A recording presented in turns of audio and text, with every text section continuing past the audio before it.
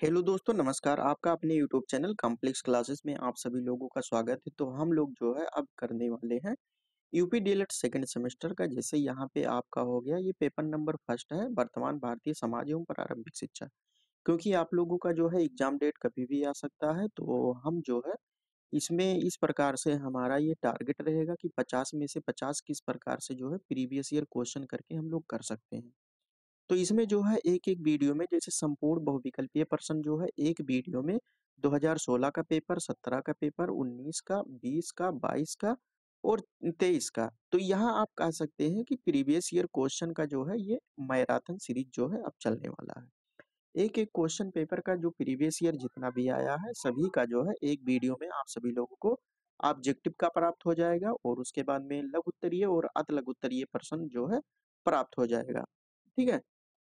और इसका जो है पीडीएफ आप सभी लोगों को टेलीग्राम चैनल पे प्राप्त हो गया है, तो उसको आप लोग डाउनलोड कर सकते हैं और फायदा उठा सकते हैं। तो वन शॉट में जो है हम लोग संपूर्ण बहुविकल्पीय प्रश्न को करने वाले हैं, जितने भी आपके प्रीवियस ईयर क्वेश्चन में बने हुए हैं। ठीक है? जैसा कि यहाँ पे लिखा है कि परीक्षा में सभी प्रश्न यहीं से आएंगे। तो प्रीवियस ईयर क्वेश्चन जो है लगभग 80% क्वेश्चन प्रीवियस ईयर से आता है। ठीक है? और अगर हम बात करें अभी तक हम लोग क्या क्या कंप्लीट कर चुके हैं, प्रीवियस ईयर क्वेश्चन जो है लगभग पेपर का जो है कंप्लीट हो गया है। आप लोग नहीं देखे हैं तो टेली यहाँ डिस्क्रिप्शन बॉक्स में जो है जाके देख सकते हैं, लिंक वहाँ पे मिल जाएगा। और उसके बाद में राजन सीरीज जो है हम लोग कंप्लीट कर चुके हैं। ठीक है? और 3 पेपर, पेपर 1, पेपर 2, पेपर 3 यहाँ पे बिल्कुल थ्योरी वाला क्लास जो है हम लोग कंप्लीट कर चुके हैं।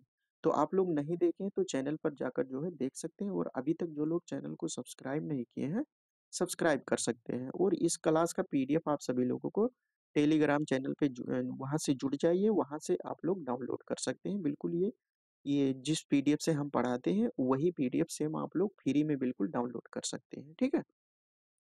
तो चलिए हम लोग जो है एक-एक करके जो है प्रीवियस ईयर क्वेश्चन को ये पेपर नंबर फर्स्ट को जो है करने वाले हैं। आप लोग लास्ट तक वीडियो में बने रहिएगा, और जिनको पता नहीं है इस चैनल के बारे में उनके पास आप लोग जो है अधिक से अधिक शेयर कीजिए, ताकि जो है सभी लोगों को पता चले इस चैनल के बारे में। ठीक है? तो चलिए आप लोग लास्ट तक वीडियो में बने रहिएगा, हम लोग जो है एक-एक करके समाप्त करते हैं बहुविकल्पीय प्रश्न। तो यहाँ पे फर्स्ट क्वेश्चन दिया है कि दीवा स्वप्न पुस्तक के लेखक कौन है? गीजू भाई है, स्वामी विवेकानंद है, महात्मा गांधी है, सर्वपल्ली राधाकृष्णन है। तो जो दीवा स्वप्न पुस्तक है, इसके जो है लेखक गीजू भाई है। ये बहुत ही इंपॉर्टेंट क्वेश्चन है। ठीक है? इसको आप लोग याद कर लीजिएगा। उसके बाद में सेकंड नंबर की हम अगर बात करें तो निम्नलिखित में से कौन सी अनौपचारिक शिक्षा की विशेषता है? अनौपचारिक शिक्षा क्या होती है? अनौपचारिक शिक्षा वो होती है जो परिवार या समाज में रहकर सीखी जाती है। ठीक है? यानी स्कूल में जो शिक्षा सीखी जाती है उसे औपचारिक शिक्षा कहेंगे, लेकिन परिवार में जो शिक्षा सीखी सीखी जाती है उसे अनौपचारिक शिक्षा कहेंगे। तो अनौपचारिक शिक्षा क्या होता है? यहाँ पे ऑप्शन देख सकते हैं कि स्थान निश्चित नहीं होता है, समय निश्चित नहीं होता है, स्वतंत्र होती है, उपयुक्त सभी। तो इस प्रकार से इसमें जो है कोई स्थान निश्चित नहीं होता है, और इसमें समय भी निश्चित नहीं होता है, और स्वतंत्रता भी होती है। ठीक है? इसलिए यहाँ पे चारों ऑप्शन, तीनों ऑप्शन आपका सही हो गया। अगर यहीं पे जो है औपचारिक शिक्षा अगर रहता तो औपचारिक शिक्षा में जो है स्थान निश्चित होता है। स्थान निश्चित क्यों होता है? क्योंकि ये एक दायरे में होकर न जो है शिक्षा प्राप्त किया जाता है। इसमें क्या है कि जैसे औपचारिक शिक्षा फॉर्मल एजुकेशन की बात करें तो इसमें जो है स्कूली शिक्षा जो होता है ये फॉर्मल एजुकेशन होता है। ठीक है? और इसमें समय टाइम पीरियड भी इसमें एक फिक्स होता है, और इसमें उतना स्वतंत्रता नहीं रहती है। ठीक है? तो औपचारिक शिक्षा और अनौपचारिक शिक्षा के बारे में आप लोगों ने देखा। उसके बाद में थर्ड नंबर की बात करें, यहाँ पे दिया है संविधान में किस भाषा को राजभाषा का दर्जा दिया गया है? संविधान में किस भाग को राजभाषा का दर्जा दिया गया है? हिंदी हो गया, उर्दू हो गया, अंग्रेजी हो गया या फारसी हो गया? तो यहाँ पे आपका जो हिंदी होता है इसे जो है संविधान में राजभाषा का दर्जा दिया गया है। 4 नंबर की अगर हम बात करें तो शिक्षा एक त्रिमुखी प्रक्रिया है, यह कथन किसका है? जॉन लॉक का है, रविन्द्रनाथ टैगोर का है, जॉन डेवी का है या महात्मा गांधी का है? तो इसका जो राइट आंसर होगा जॉन डेवी का है। ठीक है? जॉन डेवी का है। ये अगर त्रिमुखी प्रक्रिया है। ठीक है? अगर दो मुखी प्रक्रिया हो तो एडम्स हो जाएगा, एडीएमएस। ये जो है दो मुखी प्रक्रिया हो जाएगा। अगर हम बात करें इसको, अगर ट्रिक से आप लोग याद करना चाहें तो एडम्स, अगर किसी में हम मान लो कि 2+2 करते हैं तो 2 में जो है हम लोग ऐड करते हैं, ठीक है। तो ऐड मतलब एडम्स हो गया, ठीक है। एडम्स मतलब जब एक से अधिक कोई चीज रहे तभी हम ऐड करते हैं, कोई अगर अकेला रहता है तो उसको हम ऐड नहीं करते हैं। इसीलिए जब एडम्स ऐड हमें करना है तो द्विमुखी प्रक्रिया, यहाँ पे द्विमुखी प्रक्रिया की हम बात कर सकते हैं। तो इस प्रकार से अगर आप ऐड करते हैं तो एडम्स हो गया, और किसी एक कुछ भी चीज, कोई भी चीज हो जाए तो एक को हम ऐड नहीं करते हैं, जब एक से अधिक रहता है तो उसी को ऐड करते हैं। तो इस प्रकार से ऐड करेंगे तो द्विमुखी यानी दो रहेगा तभी ऐड होगा, ठीक है। तो इस प्रकार से याद कर सकते हैं एडम्स, द्विमुखी और त्रिमुखी प्रक्रिया किसने कहा, ये जॉन डेवी ने कहा है। अब हम देखते हैं इसके आगे। इसके आगे दिया हुआ है 5 नंबर में दिया है कि शिक्षा शब्द का शाब्दिक अर्थ क्या होता है। जो शिक्षा होता है उसका शाब्दिक अर्थ क्या होता है, अंतर्निहित शक्तियों का विकास करना, बहिर्मुखी शक्तियों का विकास करना, या शारीरिक विकास करना, या उपयुक्त में से कोई नहीं। तो इसका जो शाब्दिक अर्थ होता है अंतर्निहित शक्तियों का विकास करना, आपके अंदर जो शक्तियां हैं जन्म लेने के बाद उसको जो है किस प्रकार से विकसित किया जाए, या शिक्षा एक माध्यम होती है, ठीक है। उसके बाद में हम देखते हैं 6 नंबर। 6 नंबर में दिया है कि दूरवर्ती शिक्षा को कहते हैं पत्राचार शिक्षा, दूरस्थ शिक्षा, स्वतंत्र अध्ययन, या उपयुक्त सभी। तो इसका जो राइट आंसर हो जाएगा, इसे पत्राचार शिक्षा भी कहते हैं, दूरस्थ शिक्षा भी कहते हैं, डिस्टेंस लर्निंग, और उसके बाद में स्वतंत्र अध्ययन भी कहते हैं, और उपयुक्त सभी। इस प्रकार से जो है आपका चारों ऑप्शन सही हो जाएगा। उसके बाद में हम 7 नंबर की अगर हम बात करें तो 7 नंबर में दिया हुआ है कि 7 नंबर में शिक्षण के 3 केंद्र बिंदु होते हैं। शिक्षण के कौन से 3 केंद्र बिंदु होते हैं, अगर हम देखें तो यहाँ पे एडम्स एक, जॉन डीवी है। अभी हमने देखा कि ये शिक्षा एक त्रिमुखी प्रक्रिया है, वो अकॉर्डिंग किसके होता है, वो जॉन डीवी के अकॉर्डिंग होता है। तो जॉन अगर डीवी के अकॉर्डिंग हम देखें तो त्रिमुखी प्रक्रिया का है, तो त्रिमुखी प्रक्रिया में क्या हो जाएगा, त्रिमुखी प्रक्रिया में हो जाएगा बालक हो जाएगा आपका, उसके बाद में अध्यापक हो जाएगा, और अध्यापक के बाद में आपका हो जाएगा पाठ्यक्रम, ठीक है। तो यहाँ पे ऑप्शन में आपका 3 केंद्र होता है, 3 केंद्र बिंदु होता है, कौन कौन सा, अध्यापक हो गया यहाँ पे दिया हुआ है, बालक हो गया, तो पाठ्यक्रम। यहाँ पे इस प्रकार से आपका ऑप्शन 7 सही हो गया। और किसने कहा कि त्रिमुखी प्रक्रिया है, तो जॉन डीवी ने कहा है, ठीक है। तो किस प्रकार से त्रिमुखी प्रक्रिया हम लोग याद करेंगे, और उसके बाद में द्विमुखी प्रक्रिया किस प्रकार से याद करेंगे, इसका हमने ट्रिक बताया। इसको अब आप लोग नहीं भूलेंगे, हम आशा करते हैं। उसके बाद में हम देखते हैं जो है 8 नंबर। 8 नंबर में दिया है कि शिक्षण को रोचक और प्रभावशाली बना देता है। शिक्षण जो होता है, टीचिंग को रोचक और प्रभावशाली बना देता है। चित्रकला, विज्ञान, शिक्षण में प्रयुक्त युक्तियां, या लेखक की कला। तो इसका जो राइट आंसर होगा, जो शिक्षण में प्रयुक्त युक्तियां। इस प्रकार से यहाँ पे जो है आंशिक रूप से सभी प्रश्न सही है। चित्रकला हो गया, विज्ञान हो गया, लेखन की कला, शिक्षण की प्रयुक्त युक्तियां। लेकिन सबसे ज्यादा जो बेस्ट आंसर इसका होगा, ये शिक्षण में प्रयुक्त युक्तियां, ये राइट आंसर होगा, ठीक है। उसके बाद में हम देखते हैं 9 नंबर। 9 नंबर में क्या दिया हुआ है कि शिक्षा एक प्रक्रिया है जिसके द्वारा बालक अपनी जन्मजात शक्तियों को अभिव्यक्त करता है। शिक्षा एक प्रक्रिया है यानी माध्यम होता है जिसके द्वारा बालक अपनी जन्मजात, यानी जब बालक जन्म लेता है तो उसमें जो शक्तियां रहती हैं उसको जो है किस प्रकार से अभिव्यक्त किया जाए, ये किसका कथन है, ठीक है। तो यहाँ पे जॉन डीवी दिया है, रूसो दिया है, फ्रोवेल दिया है, और मार्टेसरी दिया है। तो इसका जो राइट आंसर होगा, ये फ्रोवेल ने कहा है। इसको याद रखिएगा आप लोग। उसके बाद में मारिया मांटेसरी भारत कब आई थी, मारिया मांटेसरी जो है भारत कब आई थी, 1909 में, 1919 में, 1929 में, या 1939 में। तो इसका जो राइट आंसर होगा, ये 1939 में जो है मारिया मांटेसरी ने भारत आए थे। उसके बाद में 11 नंबर दिया है कि जनसंख्या शिक्षा में सबसे अधिक उत्तरदायित्व होता है, अभिभावकों का, समाज का, या शिक्षकों का, या राष्ट्र का। तो इसका जो राइट आंसर होगा, ये शिक्षकों का जो है जनसंख्या शिक्षा में। जनसंख्या शिक्षा क्या होती है, यानी जनसंख्या के बारे में जो शिक्षा दी जाती है कि जनसंख्या को किस प्रकार से जो है रोका जा सकता है, किस प्रकार से कहाँ की जनसंख्या कितनी है, जो कहाँ की जनसंख्या कम है, कहाँ की जनसंख्या अधिक है। तो इन सभी जनसंख्या के बारे में जो है, पॉपुलेशन के बारे में जो शिक्षा दी जाती है उसे जनसंख्या शिक्षा कहते हैं। सबसे अधिक उत्तरदायित्व किसका होता है, इसमें शिक्षकों का होता है। शिक्षक जो है बच्चों को या सभी अपने समाज को जो है जागरूक कर सकते हैं जनसंख्या शिक्षा के बारे में बताकर। उसके बाद में हम 12 नंबर की बात करते हैं तो शिक्षा के अधिकार के क्रियान्वयन की प्रमुख चुनौती है प्रशिक्षित शिक्षकों का अभाव, दोषपूर्ण पाठ्यक्रम और शासकीय उदासीनता और उपयुक्त सभी ने और उपयुक्त सभी। तो यहाँ पे आपका सही शिक्षा के अधिकार की क्रियान्वयन, शिक्षा का अधिकार, ठीक है, की प्रमुख चुनौती है प्रशिक्षित शिक्षकों का अभाव, दोषपूर्ण पाठ्यक्रम, शासकीय उदासीनता या उपयुक्त सभी। तो इसका जो है इस प्रकार से यहाँ पे जो प्रमुख चुनौतियां होती हैं प्रशिक्षित शिक्षकों का अभाव, प्रशिक्षित यानी जो ट्रेनिंग टीचर है, ट्रेंड टीचर है, उसका अभाव है। और दोषपूर्ण पाठ्यक्रम, जो पाठ्यक्रम है उसमें दोष है। शासकीय उदासीनता, जो शासक होता है वो उदासीन है। तो इस प्रकार से इसका चुनौतियां, ये सभी चुनौतियां हैं, ठीक है, शिक्षा के अधिकार के।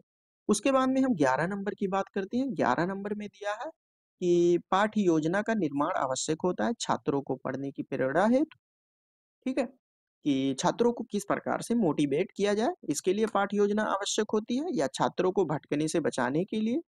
उसके बाद में शिक्षक को छात्र के विषय में सूचित करने हेतु, शिक्षक को योजनाबद्ध करने हैं। तो इसका जो राइट आंसर होगा, शिक्षण जो टीचिंग टीचिंग होता है उसको किस प्रकार से हम योजनाबद्ध कर सकते हैं कि कितने सत्र में कितना सिलेबस कंप्लीट करना है, ठीक है। तो पाठ योजना इसीलिए बनाया जाता है, पाठ योजना का निर्माण आवश्यक होता है तो शिक्षण को योजनाबद्ध करने के लिए। तो इस प्रकार से आपका ये 4 आंसर सही हो जाएगा और ऑप्शन सही हो जाएगा। अगर हम 14 नंबर की बात करें तो परिवार के द्वारा बालकों को प्राप्त होती है जीवन व्यवहार की शिक्षा, पारस्परिक सहयोग की शिक्षा, जीविकोपार्जन की शिक्षा या उपयुक्त सभी ने। तो यहाँ पे जो है परिवार के द्वारा जो बालक को प्राप्त होती है जीवन व्यवहार की शिक्षा, व्यवहार किस प्रकार से करना चाहिए, पारस्परिक सहयोग की शिक्षा यानी दूसरों के साथ जो है मिलजुल कर किस प्रकार से रहना चाहिए, जीविकोपार्जन की शिक्षा, ठीक है, जीविकोपार्जन की शिक्षा परिवार के द्वारा दी जाती है। तो इस प्रकार से आपका 4 आंसर सही हो जाएगा यानी उपयुक्त सभी। उसके बाद में हम देखते हैं 15 नंबर। 15 नंबर में दिया है कि वैदिक कालीन यानी गुरुकुल शिक्षा जो होती है किस जीवन दर्शन पर आधारित होती है, प्रकृतिवाद, आदर्शवाद, समाजवाद या व्यवहारवाद। तो ये जो है जो वैदिक कालीन शिक्षा होती है, ठीक है, ये प्राचीन कालीन शिक्षा भी इसे कहते हैं। तो ये जो है आपका आदर्शवाद पे जो है आधारित होता है। इस पेपर करके शिक्षा वह है जो जीवन को संपूर्ण सत्ता के साथ स्थापित करने की शक्ति होती है, यह विचार किसका है। तो यह विचार की अगर बात करें तो महात्मा गांधी, एरिस हो गया, रविन्द्रनाथ टैगोर हो गए और स्वामी विवेकानंद हो गए। तो इसका जो राइट आंसर होगा रविन्द्रनाथ टैगोर हो गया। सेकंड की बात करें तो गीजू भाई बघेला द्वारा लिखित पुस्तक का नाम क्या है, Das Kapital, discovery of India, my experiment with truth, प्राथमिक शाला में भाषा शिक्षा। तो यहाँ पे जो है प्राथमिक शाला में भाषा शिक्षा, ये गीजू भाई बघेला द्वारा लिखित पुस्तक है। उसके बाद में हम थर्ड नंबर की बात करते हैं। थर्ड में दिया है कि पाठशाला में बाघ शिशु को पौधा व शिक्षक को माली किसने कहा है, फ्रोवेल हो गए, रूसो हो गए और मॉन्टेसरी हो गए, जॉन ड्यूवे हो गए। तो ये जो है फ्रोवेल ने कहा है। उसके बाद में 4 नंबर की बात करते हैं। शिक्षा का प्रमुख उद्देश्य क्या होता है, मानसिक विकास करना, शारीरिक विकास करना, सर्वांगीण विकास करना, तो सामाजिक विकास करना। तो इस प्रकार से जो शिक्षा का प्रमुख उद्देश्य की अगर हम बात करें तो इसका उद्देश्य होता है संपूर्ण विकास करना, सर्वांगीण विकास करना बच्चों का। उसके बाद में 5 नंबर में दिया हुआ है कि शिक्षक द्वारा छात्रों में राष्ट्रीय सद्भावना का विकास किया जा सकता है दंड देकर, पुस्तकों को पढ़ाकर, शिक्षकों द्वारा स्वयं इसका आमलन करके या समझा करके, समझा नहीं समझौता करे, समझा करके, जैसे बच्चों को समझा करके, ठीक है। तो इसका क्या राइट आंसर होगा कि शिक्षकों द्वारा स्वयं इसका अमल करके, ठीक है। उसके बाद में हम 6 नंबर देखते हैं। 6 नंबर में दिया है कि मनुष्य की अंतर्निहित पूर्णता को अभिव्यक्त करना ही शिक्षा है, यह विचार किसका है, ठीक है, रविन्द्रनाथ टैगोर का है, स्वामी विवेकानंद जी का है या अरस्तु या महात्मा गांधी। तो ये जो है स्वामी विवेकानंद जी का है। उसके बाद में आगे देखते हैं 7 नंबर। 7 नंबर में दिया है कि अनिवार्य अनिवार्य प्राथमिक शिक्षा का प्रावधान संविधान के किस अनुच्छेद में किया गया है। तो अनुच्छेद की बात करें तो यहाँ पे जो है 41 दिया है। उसके बाद में आर्टिकल 43, आर्टिकल 45, आर्टिकल 49। तो यहाँ पे आर्टिकल जो 45 होता है, यह शिक्षा से संबंधित प्राथमिक शिक्षा का प्रावधान संविधान में किया गया है। 8 नंबर की बात करते हैं। महात्मा गांधी के दर्शन के अनुसार छात्रों की क्रियाशीलता के लिए पाठ्यक्रम में आवश्यक होता है भूगोल विषय का, हस्तकला का, इतिहास विषय का या विज्ञान विषय का। तो हस्तकला विषय का जो है महात्मा गांधी के दर्शन के अनुसार छात्रों की क्रियाशीलता के लिए जो है महत्वपूर्ण होता है। उसके बाद में 9 नंबर दिया हुआ है कि शिक्षा में प्रयोजनवादी शिक्षा होती है, अध्यापक केंद्रित, विषय केंद्रित, पाठ्यक्रम केंद्रित या अनुभव केंद्रित। तो ये जो शिक्षा में प्रयोजनवादी जो होता है, ये होता है आपका अनुभव केंद्रित। उसके बाद में 10 नंबर की बात करें तो शिक्षा में निष्पंदन सिद्धांत जो फिल्ट्रेशन थ्योरी है, ये किसने दिया है? तो फिल्ट्रेशन की थ्योरी की अगर बात करें तो हंटर, मैकाले, वुड, फ्रांसिस। तो ये मैकाले ने दिया हुआ है, ठीक है। उसके बाद में 11 नंबर की हम बात करते हैं तो ऐसी शिक्षा जिसमें किसी निश्चित समय पाठ्यक्रम विद्यालय की आवश्यकता नहीं होती है, यानी आवश्यकता नहीं होती, तो इस प्रकार की शिक्षा को कहते हैं अनौपचारिक शिक्षा, ठीक है। उसके बाद में 11 हो गया। 12 नंबर की हम बात करते हैं। सीखने के लिए स्वतंत्रता एवं निरंतरता आवश्यक है। सीखने के लिए जो है स्वतंत्रता और उसके बाद में कंटिन्यूटी निरंतरता आवश्यक है। यह विचार किसका है? प्रोवेल हो गए, हल हो गए, डाल्टन हो गया, सिम्पसन हो गए। तो इसका राइट आंसर होगा प्रोवेल होंगे। उसके बाद में 13 नंबर में दिया है कि बौद्ध शिक्षा का प्रमुख केंद्र था हस्तिनापुर, नालंदा, कोलकाता, अहमदाबाद।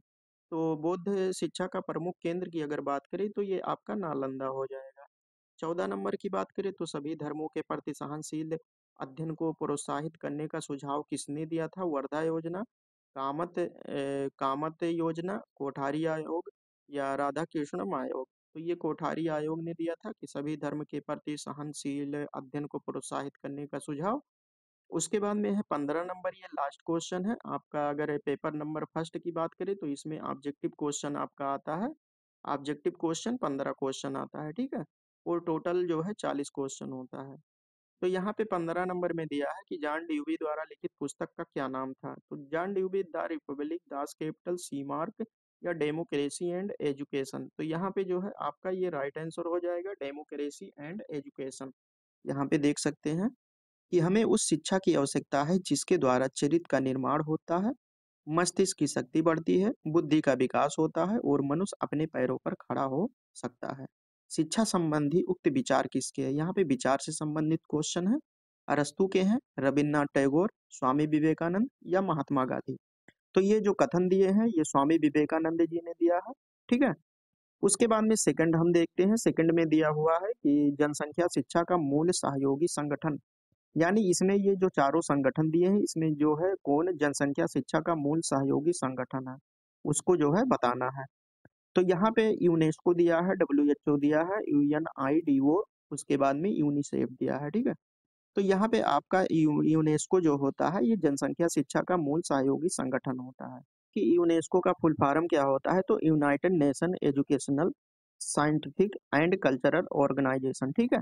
अगर डब्ल्यूएचओ की बात करें तो वर्ल्ड हेल्थ ऑर्गेनाइजेशन होता है, ठीक है। और अगर यूनेस्को की अगर स्थापना की बात करें तो इसका स्थापना 16 नवंबर 1945 को जो है इसकी स्थापना हुई थी। यूनिसेफ हो गया। यूनिसेफ का मतलब होता है यूनाइटेड नेशन चिल्ड्रेन फंड, ठीक है। तो उसके बाद में हम लोग जो है थर्ड नंबर को देखते हैं। थर्ड नंबर में दिया हुआ है कि दीवा स्वप्न के लेखक कौन है? तो यहाँ पे ये बहुत ही इंपॉर्टेंट क्वेश्चन है, ये बार बार एग्जाम में आपको इस बार भी देखने को मिलेगा 2024 में सेकंड सेमेस्टर में। तो इसको जो है आप लोग जो है कैसे भी करके इसको याद कर लीजिए।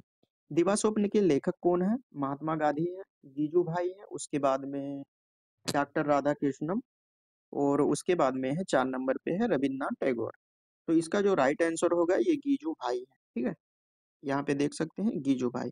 उसके बाद में 4 नंबर में दिया है कि पाली भाषा किस शिक्षा का माध्यम थी, यानी किसमें जो है पाली भाषा जो होता है ये शिक्षा का माध्यम था।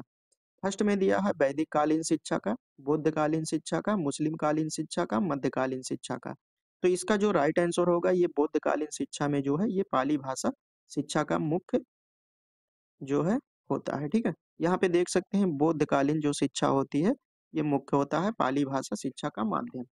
उसके बाद में हम 5 नंबर देखते हैं। 5 नंबर में दिया हुआ है कि मुदालियर आयोग संबंधित है। जो मुदालियर आयोग है वो किससे संबंधित है? प्राथमिक शिक्षा से, माध्यमिक शिक्षा से, विश्वविद्यालयी शिक्षा से या उपर्युक्त सभी से? तो ये जो मुदालियर आयोग की अगर हम बात करें तो ये माध्यमिक शिक्षा से जो है संबंधित है। इस प्रकार हम लोगों ने जो है 5 क्वेश्चन समाप्त कर चुके हैं। अब हम देखते हैं 6 नंबर पे। 6 नंबर में दिया हुआ है कि सच्ची शिक्षा वह है जो व्यक्ति के अंदर से प्रस्फुटित होती है, यह अंतर्निहित शक्तियों की अभिव्यक्ति है। यह कथन किसका है? फ्रोबेल का है, रूसो, मॉन्टेसरी या प्लेटो का? तो ये कथन जो है ये रूसो का है, ठीक है?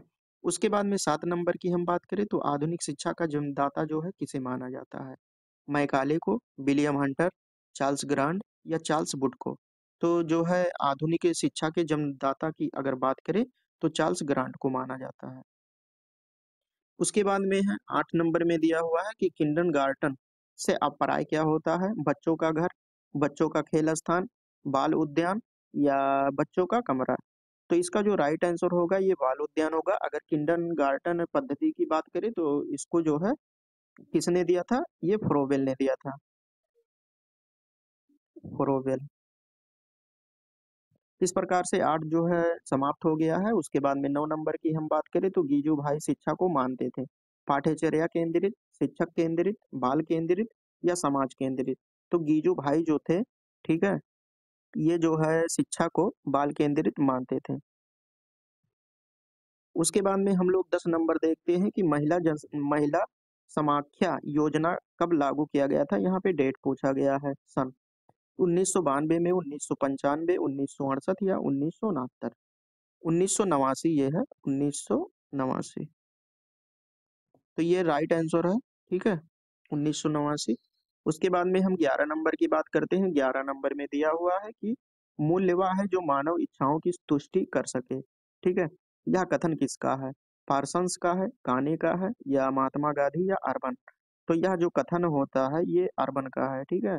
उसके बाद में 12 नंबर की हम बात करते हैं। स्वच्छ ऊर्जा संसाधन है सौर ऊर्जा, पेट्रोलियम, कोयला या प्राकृतिक गैस? तो इसमें जो सौर ऊर्जा होता है ये स्वच्छ ऊर्जा का संसाधन होता है। उसके बाद में हम देखते हैं 13 नंबर। 13 नंबर में दिया है कि भारतीय संविधान के किस अनुच्छेद के अंतर्गत, यहाँ पे भारतीय संविधान के किस अनुच्छेद के अंतर्गत 6 से 14 वर्ष के बच्चों को जो है निशुल्क और अनिवार्य शिक्षा का अधिकार जो है प्राप्त है? अनुच्छेद 21 का, अनुच्छेद 22, अनुच्छेद 7 या अनुच्छेद 23? तो इसका अगर राइट आंसर की बात करें तो 21 ये होगा। ये भारत के संविधान में वर्णित है कि 21 ये में कि इस अनुच्छेद के अंतर्गत 6 से 14 वर्ष के बच्चों को जो है निःशुल्क और अनिवार्य शिक्षा प्रदान की जाए। उसके बाद में 14 नंबर यहाँ पे दिया है कि आदर्शवाद के अनुसार शिक्षा का उद्देश्य है आत्म अनुभूति, आत्म व्यक्ति, बालक का सामाजिक विकास या बालक का प्राकृतिक विकास? तो इसका राइट आंसर होगा आत्म अनुभूति। उसके बाद में 15 नंबर की बात करते हैं। प्रकृतिवाद किस प्रकार के अनुशासन की बात करता है? प्रभावात्मक, मुक्तात्मक, दमनात्मक या सामाजिक? तो मुक्तात्मक ये बात करता है जो प्रकृतिवाद होता है, ठीक है। उसके बाद में हम लोग यहाँ पे 15 क्वेश्चन आपका जो है बहुविकल्पीय प्रश्न में जो है 15 क्वेश्चन आपको पूछा जाता है। क्वेश्चन यहाँ पे फर्स्ट क्वेश्चन दिया है कि शिक्षा एक त्रिमुखी प्रक्रिया है या कथन किसका है? तो ये इम्पोर्टेंट बहुत है, ठीक है। त्रिमुखी प्रक्रिया और द्विमुखी प्रक्रिया, यहाँ से क्वेश्चन जो है आपके एग्जाम में हमेशा बनता है। तो यहाँ पे ऑप्शन दिया हुआ है जॉन डीवी, अरस्तु, एडम्स या सुकरात? तो त्रिमुखी प्रक्रिया किसने? डीवी ने कहा है। यहाँ पे इस प्रकार से ऑप्शन आपका फर्स्ट सही हो गया। उसके बाद में अगर जो है त्रिमुखी नहीं द्विमुखी प्रक्रिया आ जाए तो उसके जो है एडम्स होंगे, ठीक है। तो यहाँ पे ऑप्शन सी हो जाता है। ये क्या कहे हैं? ये द्विमुखी प्रक्रिया कहे हैं, द्विमुखी प्रक्रिया। द्विमुखी प्रक्रिया में किसको माना गया है? टीचर और स्टूडेंट को माना गया है, ठीक है। लेकिन त्रिमुखी प्रक्रिया में टीचर, स्टूडेंट और करिकुलम यानी सिलेबस को माना गया है, पाठ्यक्रम को। उसके बाद में सेकंड क्वेश्चन की बात करते हैं। शिक्षा का प्रमुख उद्देश्य क्या होना चाहिए? ऑप्शन दिया है शारीरिक विकास करना, मानसिक विकास करना, सर्वांगीण विकास करना या सांवेगिक विकास करना? तो शिक्षा का जो प्रमुख उद्देश्य होता है ये होता है सर्वांगीण विकास करना। उसके बाद में 3 नंबर की बात करते हैं। प्रश्नोत्तर विधि के जनक कौन है? जो प्रश्नोत्तर विधि होता है ऑप्शन दिया हुआ है सुकरात, प्लेटो, अरस्तु, फ्रोबेल। तो इसका जो राइट आंसर होगा प्रश्नोत्तर विधि के जनक की अगर बात करें तो ये सुकरात ने दिया है, ठीक है। उसके बाद में 4 नंबर की बात करते हैं, शिक्षण को रोचक एवं प्रभावशाली बना देता है। चित्रकला, विज्ञान या शिक्षण में प्रयुक्त युक्तियां या लेखक। तो शिक्षण में जो प्रयुक्त युक्तियां होती है वो जो है शिक्षण को रोचक और प्रभावशाली जो है बना देता है। 5 नंबर की बात करते हैं तो यहाँ पे दिया है बुनियादी शिक्षा किस दार्शनिक से संबंधित है। प्लेटो, महात्मा बुद्ध, रविन्द्रनाथ टैगोर या महात्मा गांधी। तो यहाँ पे बुनियादी शिक्षा से जो है हमेशा आपके एग्जाम में क्वेश्चन बनता है, तो आप लोग जो है इसको याद कर लीजिए। ये महात्मा गांधी ने दिया था बुनियादी शिक्षा। उसके बाद में 6 नंबर की बात करते हैं तो विश्व जल दिवस कब मनाया जाता है। तो विश्व जल दिवस जो है 17 फरवरी, 11 फरवरी, 22 मार्च या 8 मार्च। तो विश्व जल दिवस की अगर बात करें तो ये 22 मार्च को जो है मनाया जाता है। उसके बाद में यहाँ पे 7 नंबर की हम बात करते हैं। 7 नंबर में दिया है कि पाठशाला को एक बाग, पाठशाला जो होता है उसको बाग और शिशु को पौधा और शिक्षक को जो है माली किसने कहा है। Rousseau, John Dewey, Maria Montessori या फ्रोबेल। तो इसका जो राइट आंसर होगा ये फ्रोवेल होगा। फ्रोवेल ने कहा है कि पाठशाला को जो है एक बाग और शिशु को पौधा और शिक्षक को जो है माली कहा है फ्रोवेल ने। दिवास्वप्न नामक पुस्तक के रचनाकार कौन है। स्वामी विवेकानंद, राधा कृष्णन, गिजुभाई बधेका या रोसो। तो इसका जो राइट आंसर होगा ये गिजुभाई बधेका है। ये जो है आपके एग्जाम में हमेशा आता है, ऑब्जेक्टिव में हमेशा आता है, ठीक है। तो इसको जो है आप लोग याद कर लीजिएगा। उसके बाद में 9 नंबर की हम बात करते हैं तो 9 नंबर में दिया हुआ है, 9 नंबर में यहाँ पे दिया है 9 नंबर में कि घर पर दी जाने वाली शिक्षा कहलाती है अनौपचारिक शिक्षा, दूरस्थ शिक्षा, गैर औपचारिक शिक्षा या औपचारिक शिक्षा। तो औपचारिक शिक्षा वो होता है जो विद्यालय में दिया जाता है, स्कूल में दिया जाता है। जो घर पर दी जाती है, परिवार में जो बच्चा सीखता है उसे अनौपचारिक शिक्षा कहते हैं। उसके बाद में 10 नंबर में दिया है कि प्रत्येक वस्तु जो प्राकृतिक है अच्छी है परंतु मनुष्य के हाथों में जो है खराब हो जाती है। यानी प्रत्येक वस्तु जो प्राकृतिक होती है वो अच्छी होती है और जैसे ही जो है मनुष्य के हाथों में जो है पड़ती है वो खराब हो जाती है। तो ये जो है प्लेटो, अरस्तू, रूसो और फ्रेबल। तो ये जो है रूसो ने कहा है। उसके बाद में 11 नंबर की हम बात करते हैं। 11 नंबर में दिया है कि प्रोजेक्ट पद्धति किस दर्शन की प्रमुख विधा होती है। यथार्थवाद, प्रकृतिवाद, आदर्शवाद या प्रयोजनवाद। तो इसका राइट आंसर होगा ये प्रयोजनवाद के द्वारा दिया गया था प्रोजेक्ट विधि, ठीक है। उसके बाद में हम लोग देखते हैं 12 नंबर में दिया है कि मूल प्रवृत्ति सिद्धांत किस दर्शन पर आधारित होता है। प्रकृतिवाद, आदर्शवाद, यथार्थवाद, सांख्यवाद। तो ये जो मूल प्रवृत्ति का सिद्धांत होता है ये प्रकृतिवाद पर जो है निर्भर होता है। 13 नंबर की हम बात करते हैं तो मूल्य हमारे व्यवहार को क्या करते हैं। ऑप्शन दिया है दर्शित करते हैं, प्रेरित करते हैं, नियंत्रित करते हैं या उपयुक्त सभी। तो मूल्य जो होते हैं वैल्यू वो हमारे व्यवहार को जो है दर्शित भी करते हैं, प्रेरित करते हैं और नियंत्रित भी करते हैं। इस प्रकार से यहाँ पे उपयुक्त सभी सही हो गया। उसके बाद में 14 नंबर में दिया है कि मकतब शब्द किस स्तर की शिक्षा से संबंधित होता है। प्राथमिक, माध्यमिक, उच्च या उपयुक्त सभी। तो मकतब की अगर बात करें, मकतब जो है ये प्राथमिक से संबंधित होता है और अगर मदरसा की बात करें तो इसमें मदरसा मदरसा जो है उच्च स्तर से संबंधित होता है, ठीक है। उसके बाद में यहाँ पे 15 नंबर में दिया हुआ है कि आदर्शवाद श्रेष्ठ योगदान किस क्षेत्र में है। आदर्शवाद का जो है श्रेष्ठ योगदान किस क्षेत्र में है। यहाँ पे दिया है शिक्षण विधि में, उद्देश्य में, पाठ्यक्रम में या बालक में। तो उद्देश्यों में जो है ये आदर्शवाद श्रेष्ठ योगदान दिया है। तो यहाँ पे दिया हुआ है कि एमिल पुस्तक के लेखक कौन है। कांट है, प्लेटो, रूसो, अरस्तो। तो इसका जो राइट आंसर होगा ये एमिल पुस्तक के लेखक की बात करें तो ये रूसो है। सेकंड नंबर में दिया है कि आदर्शवादी शिक्षा शास्त्री नहीं है। इसमें से कौन से आदर्शवादी शिक्षा शास्त्री नहीं है। प्लेटो, रविन्द्रनाथ टैगोर, महात्मा गांधी या मारिया मांटेसरी। तो इसका जो राइट आंसर होगा ये मारिया मांटेसरी जो है ये आदर्शवादी शिक्षा शास्त्री नहीं है बल्कि रविन्द्रनाथ टैगोर, प्लेटो और महात्मा गांधी जो है ये आदर्शवादी शिक्षा शास्त्री के अंतर्गत आते हैं। उसके बाद में हम लोग देखते हैं थर्ड नंबर, यहाँ पे शिक्षा विकास है। तीसरा नंबर की बात करें तो यहाँ पे शिक्षा विकास है एवं विकास करना तथा अभिवृद्धि करना ही जीवन है। यह कथन किसका है। जॉन डेवी का या प्लेटो का, कांट का, अरस्तू का। तो इसका जो राइट आंसर होगा ये कथन जो है जॉन डीवी का है। फोर्थ नंबर की अगर हम बात करें तो शिक्षा प्राप्त करने के लिए प्रवज्जा संस्कार होता है। प्रवज्जा संस्कार जो है ये किस में होता है? गुरुकुल शिक्षा पद्धति में, या बौद्धकालीन शिक्षा पद्धति में, मुगल कालीन शिक्षा पद्धति में, या वैदिक कालीन शिक्षा पद्धति में? तो ये जो प्रवज्जा संस्कार होता है ये जो है बौद्धकालीन शिक्षा पद्धति में होता है। ये जो है 2022 में भी क्वेश्चन आया हुआ है। उसके बाद में 5 नंबर दिया है कि वैदिक कालीन शिक्षा के पाठ्यक्रम में जो अपराध विद्या के अंतर्गत नहीं है पढ़ाया जाता है, इतिहास, भूगर्भ शास्त्र, नीति शास्त्र या अर्थशास्त्र। तो इसका राइट आंसर होगा नीति शास्त्र।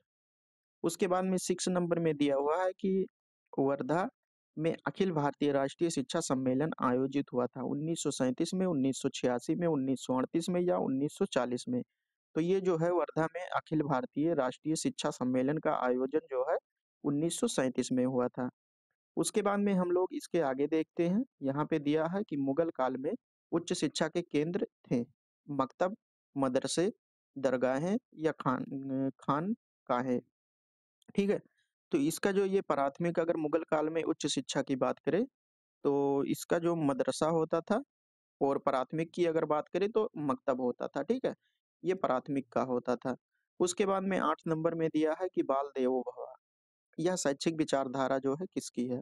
फ्रोबेल की, रूसो की, गीजू भाई बधेका या जॉन डीवी की? तो ये जो है गीजू भाई बधेका की है। उसके बाद में है पे विश्व पृथ्वी दिवस कब मनाया जाता है? तो विश्व पृथ्वी दिवस जो है 22 अप्रैल, 8 जून, 17 फरवरी या 11 फरवरी को। तो पृथ्वी दिवस की अगर बात करें, विश्व पृथ्वी दिवस, तो ये 22 अप्रैल को मनाया जाता है। 10 नंबर में दिया है कि युग धर्म कहा जाता है, युग धर्म जो है कहा जाता है परिवर्तनमान मूल्यों को, या इसमें क्या दिया है ये जो है एक नंबर यहाँ पे दिया है शाश्वत, ये होगा शाश्वत, शाश्वत मूल्यों को, एक या दो, दोनों या उपयुक्त में से कोई नहीं। तो यहाँ पे जो है परिवर्तनमान मूल्यों को युग धर्म कहा जाता है और शाश्वत मूल्यों को भी युग धर्म कहा जाता है। उसके बाद में यहाँ पे 11 नंबर में दिया है कि दिवा स्वप्न पुस्तक के लेखक कौन है? दिवा पोस्ट, ये जो है आप लोगों को ये बहुत ही इम्पोर्टेंट है, ये हर पेपर में जो है पूछा जाता है। ठीक है, तो गीजू भाई बधेका दिवा पुस्तक के लेखक हैं, या स्वामी विवेकानंद जी हैं, या महात्मा गांधी हैं, या सर्वपल्ली राधाकृष्णन हैं? तो गीजू भाई बधेका, ठीक है, दिवा स्वप्न स्वप्न पुस्तक के लेखक हैं। उसके बाद में 12 नंबर में दिया हुआ है कि संविधान में किस भाषा को राजभाषा का दर्जा मिला है? हिंदी भाषा को, उर्दू, अंग्रेजी या फारसी? तो इसका राइट आंसर होगा जो है हिंदी भाषा को जो है दिया गया है। 13 नंबर में दिया है दूरवर्ती शिक्षा को कहते हैं पत्राचार शिक्षा, दूरस्थ शिक्षा, स्वतंत्र अध्ययन या उपयुक्त सभी? तो यहाँ पे दूरवर्ती शिक्षा को पत्राचार शिक्षा भी कहते हैं, स्वतंत्र अध्ययन भी कहते हैं, और दूरस्थ शिक्षा के नाम से भी जाना जाता है। इस प्रकार से आपका राइट आंसर हो गया यहाँ पे उपयुक्त सभी। उसके बाद में 14 नंबर की अगर हम बात करें तो 14 नंबर में दिया है शिक्षा एक द्विमुखी प्रक्रिया है। ये भी इम्पोर्टेंट है, तो जो है हर पेपर में द्विमुखी या त्रिमुखी प्रक्रिया ये करके आता है। तो यहाँ पे ऑप्शन दिया है जॉन डेवी, एडम्स, फ्रोवेल या सुकरात? तो इसका जो राइट आंसर होगा ये एडम्स है। उसके बाद में है लोकतंत्र जनता के लिए, जनता के द्वारा, जनता की शासन व्यवस्था किसने कहा? अब्राहम लिंकन ने, या सीले ने, या बायड बोर्ड ने, या महात्मा गांधी ने? तो इसका जो है राइट आंसर होगा ये अब्राहम लिंकन का कथन है।